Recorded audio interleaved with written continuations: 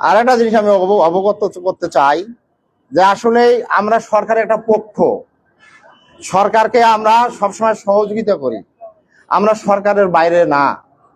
করোনাকালীন সময় এই বাংলাদেশে শুধু ট্যাংনরি শ্রমিক ইউনিয়ন কাজ করছে, বিভিন্ন জায়গায় তেল পৌঁছাইছে, বিভিন্ন থানা প্রশাসন বিমান যাহা কিছু চলছে এই ট্যাংনরি শ্রমিক ইউনিয়ন থেকে শ্রমিকেরা বহন করছেন।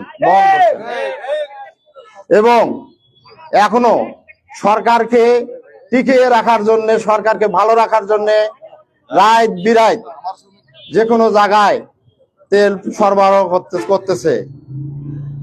এই কিছু লোক, কিছু প্রশাসন আমাদের শ্রমিকদেরকে বিনা কারণে অকারণে বিভিন্ন জায়গায় হয়রানির শিকার করতেছে।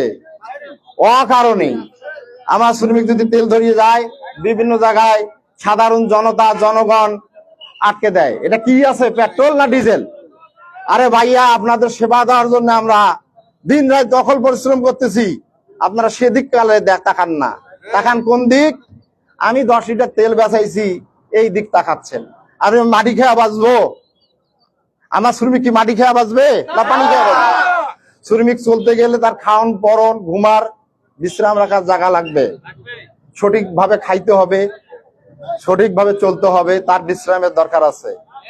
সরকার বাহাদুর, সবসময় তার আমরা কাজ করি, আমরা সরকারের পক্ষ থেকে আমরা সহযোগিতা চাই।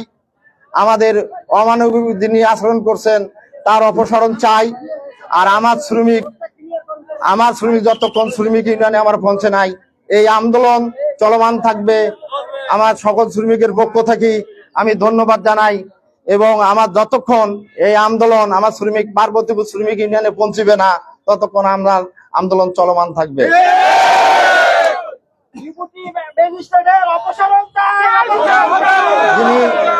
যিনি ডেপুটি ম্যানেজার আছেন, যিনি দায়িত্বে আছেন, ওনার অপসারণ 24 ঘন্টার 48 ঘন্টার মধ্যে যদি না হয়, আবার আমি আন্দোলন ডাকার ইনশাল্লাহ আমার ফেডারেশন থেকে কথা বলি। আপনারা অযথা আমাদেরকে হয়রানি করেন, এই কাজ থেকে আপনারা বিরত থাকবেন। সকল শ্রমিককে আমি বলে দিচ্ছি, কোন জায়গায় যদি হয়রানির শিকার হন, আপনারা ওখানেই গাড়ি পাতাল করে দিবেন।